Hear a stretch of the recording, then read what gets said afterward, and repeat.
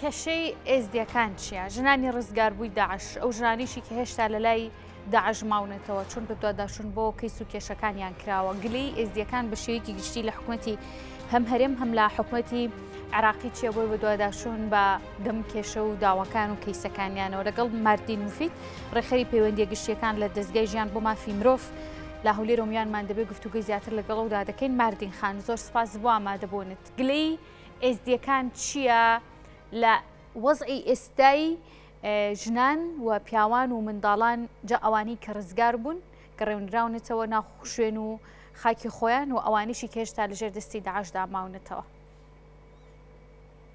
سلااو، زۆر سپاس بۆ جەنابیشتان، زۆر سپاس بۆ ئەم دەرفەتەش. ئێمە وەکو C4JR کە بریتین لە هاوپەیمانیەک لە 33 دەستگا پێک هاتووینە، زۆر جەخت ئەەکەینەوە لەسەر ئەوەی کە مافی یەزیدیەکان، مافی برایزدیەکانمان بپارێزین. وەکو ئەزانن ڕۆژی 1 ئازار ساڵیادی پەسەندکردنی قانونی ناجیاتی ئێزیدیات بوو.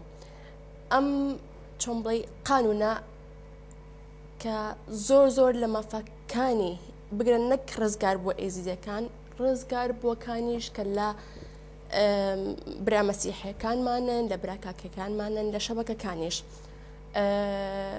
ئەبێ بپارێزرێت. ئەم قانونە کە لە پێش 2 ساڵە لە ئێستا لە پەرلەمانی عێراقا پەسەند کرا، تا ئێستا هیچ ئیشێکی پێ نەکراوە. بگرە زۆر گلەیشمان هەیە لەسەرەوەی کە کەم ئیشی لەسەر دەکرێت.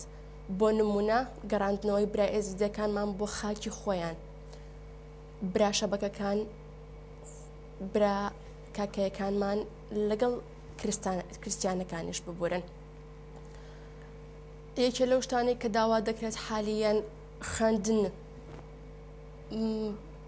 بە هەموو شێوەکانەوە. ئەم مەسەلەیە پشتگوێخراوە حالیان. باش، ماردین خان، ئەو ژنانی کە گەڕێنراونێتەوە، ئەو هاوڵاتیە ئێزدیانی کە گەڕێنراونێتەوە و ڕزگارکراوی دەستی داعشن، ئەو ژینگی کە بۆی گەڕاونێتەوە لە شنگال یا هەر شوێنێکی کە ژینگەیەکی گونجاوە بۆ کەسێکە بۆ هەموو معانات و ناخۆشیە تێپەڕی بێت لەژێر دەستی تیرۆرسانی داعش بە ئەنواع بە جۆرەها شێوەی ناتەندروست مامەڵیان لەگەڵدا کرابێت؟ ژنگەیەکی تەندروست نییە، بەڵێ لەگەڵ ئەوەشە ئەو کەسانی کە ڕزگارکراون تا ئێستا بەو پێی ئامێرانەی ئەو کە لای ئێمە هەیە لە 3500 کەسان، لە کاتێکە ئەو کەسانی کە کاتی خۆی لە ئامارەکانە هەبوو 6400 کەسن کە لە کاتی داعش ئافرێنرابوون. ئەوەی ڕاستی بێت یەکێ لەو بابەتانەی کە ئێمە جەختی لەسەرەکەینەوە، ئەو کەسانی کە ڕفێنرابوون لە کاتی ئەو ملبلانەیە لە کاتی داعشە کە گەڕێنراونەوە ئێستا پێویستیان بە چارەسەرکردنی دەرونی هەیە، بێجگەر لەوەی کە پێویستیان بە گەڕانەوە بۆ شوێنەکانی خۆیانە، بۆ ئەو شوێنانەی کە خۆیان تیایانە بوون. چونکە بە خۆشتان دەزانن ئەو کەسانی کە فرێندران لە ناو ململانێکی زۆر و لە ناو ئەشکەنجەدانێکی زۆرە، بگرە لە ناو دەست درێژیکردنە سەریشە بوون. بەداخەوە تا ئێستا شتێکی وان نەکراوە بۆیان کە بتوانین ئێوە داوای چی ئەەکەن؟ چیان بۆ مافی گەڕ؟ بەڵێ ئێمە داوای گەڕانەوەی مافەکانیانەکەین، ئێمە داوای ئەواکەین کە ئەوان هیچ نەبێت مانگانە بتوانن شتێکیان هەبێت تا بگەڕێنەوە سەر ژیانی خۆیان. ئەو کەسانی کە لە خوێندندا بڕان تەمەەن گرنگ نییە بگەڕێنەوە ئەو کەسانە بۆ خوێندن، ئافرەت بن یاخود پیاو بن. لەگەڵ ئەوەیە داواکرێت لە حکوومەت بتوانن ئەو کەسانە دامەزرێنێن لە شوێنە گشتەکانە تا بتوانن جارێک کە بگەڕێنەوە بۆ ژیانی خۆیان. باش، ماردین خان، هێندەی ئێوە ئاگداری ڕەوشی ژنانی ڕزگاربووی دەستی داعش بن، ئەوان چۆن باس لە ڕۆژی خۆیان دەکەن لەژێر دەستی داعشدا و ئێستاش ڕەوشیان چۆنە؟ توانیمیانە بگەڕێنەوە سەر دۆخێکی ئاسایی دەرونی، ژیانێکی ئاسایی؟ ئەوەی ڕاستی بێت ئێمە وەکو هەم C4JR هەم وەکو دەستگای ژیانیش لەلایەنی دەرونیەوە زۆر هاوکارین. زەحمەتە ئەو کەسانی کە لە شتێکی وایە ببێتن بە شتێکی وا ژیا بێتن بگەڕێنەوە سەر خۆیان، بەڵام ئێمە وەکو 33 دەستگا پێکەوە کۆبووینەتەوە بتوانین هیچ نەبێت، هەتا ئەگەر دەرونیە نتوانین یارمەتیان بین بتوانین بیان گەڕێنینەوە وردە بچنەوە سەر ژیانی خۆیان، بچنەوە سەر ئەو ژیانی کە کاتی خۆی پێش ئەم شتانە هەمووی ڕووبدات چۆن ئەژیان طبیعی وەکو هەر ئینسانێکی کە ئەوەی ڕاستی بێت هەر لەسەر ئەم بابەتەش ئەمەوێت باسی ئەوە بکەم کە یەکێ لەو ببرن قانونەکەی کە لە 1 مارسی 2021 کە لەلایەن پەرلەمانی عێراقیەوە پەسەند کرا، یەکێ لە گرنگەکانی ئەو قانونە ئەوەیە کە لەسەر ئەوە باس ئاکات کە ئەبێ ئەم کەسانی کە ڕزگار کراون لە دەستی داعش زۆر نفسیەن ئاگایان لێبێت معالەجە بکرێن لەگەڵیانە بیت لە هەموو مرحەلەکانە. باش ماردین خان، ئاماری ژنانی ڕزگار بووی دەستی داعش و ئەوانشی کە ماون ڕزگار بکرێن لە لای ئێوە هەیە و لە لای حکومت هەیە کە ئامار و ژماریان چەند بێ، چ ئەوانی ڕزگار کراون چ ئەوانیشی چاوەڕێ دەکرێت کە ئازاد بکرێن ڕزگار بکرێن؟ بەداخەوە ئامارێکی تقریبیم لایە، ئامارێکم لانیە کە بڵێم بزەبت ئەوانەیە.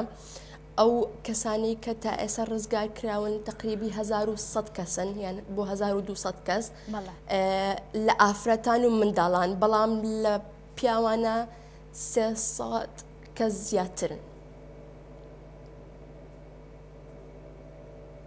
باشە ماردین خان، ئێوە ئیسە داواکاریتان لە حکومەتی هەرێمی کوردستان چییە و لە حکومەتی عێراقی چییە بۆ بەدواداچوون بۆ کەیسی ئێزدیەکان؟ داواکاریمان لە هەردوو لە هەم حکومەتی عێراق و هەم حکومەتی هەرێمی کوردستان ئەوەیە کە بتوانن هیچ نەبێت لەبەر ئەم کەیسە یەکتر بگرن. وەکو ئەزانن ئێوە لە مووسڵ تا ئێستا مدیرێک کراوەتەوە بۆ شؤونی ناجیات ئێزیدیات، بەڵام لەگەڵ ئەوەیە تا ئێستا هیچ شتێک لە دهۆکە هیچ لەقێک لەم چۆن بڵێ ئەم نووسنگەیە نییە. داواکەین بتوانن تەنسیق بکرێت لە بینی هەردوو حکومەتە کە بتوانین لقێکیش لە دهۆک بکەینەوە، چکا وەکو ئەزانین زۆربەی ئەو کەسانی کە ڕزگار بوونە ئێستا حالیەن لە دهۆکان لەگەڵ دەوروبەری دهۆکە بتوانن لقێک لەوێش بکاتەوە تا بتوانن ئێزیدەکان لەوێشەوە هەم مافی خۆیان بۆ بگەڕێتەوە، هەم شوێنێکیشان هەبێ بتوانن لە خۆیان نزیک بێت کە بتوانن هەر ئیشەکانیان بۆ بەڕێوەبرن. باشە، ئەی سەبارەت بەوەی کە ئێوە داواتان کردبێت کاو لەقەی کە دەتانەوێت لە دهۆکا بکرێتەوە، داواکاریتان پێشکەش کردووە؟ بەڵێ بەتەکی دێو ئێمە زۆر ینی داگیری ئەفەن تەکیدمان کردوتەوە لەسەر ئەو شتا و زۆریش دەمانگانەوەتە لە بەرپرسەکان بۆ پارلەمان بۆ سەرۆکایەتی خۆی، بەڵام تا ئێستا لە بینی حکومەتی هەرێمی کوردستان و حکومەتی عێراق تەنسیقێکی وانیە لەسەر ئەم بابەتە، لەبەر ئەوە هیوادارین لە داهاتووە بتوانێت تەنسیق بکرێت لەبەر ئەم بابەتە. بەڕێز ماردین موفید ڕێخەری پەیوەندیە گشتیەکان لە دەستگای ژیان بۆ مافی مرۆڤ، سپاس بۆ ئامادەبوونیت.